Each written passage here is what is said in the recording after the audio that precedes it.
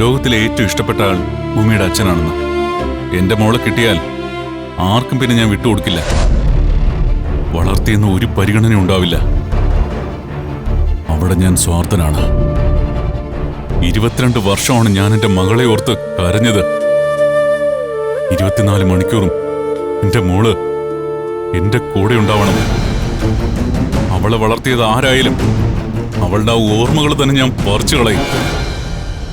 അവളുടെ അമ്മയാ ഞാൻ. വിട്ടുകൊടുക്കല്ലേ. ഭൂമിയുടെ അച്ഛനും അമ്മയും നമ്മളാ. നാളെ നമ്മൾ ഈ മുടിഞ്ഞ സ്ഥലം വിടും.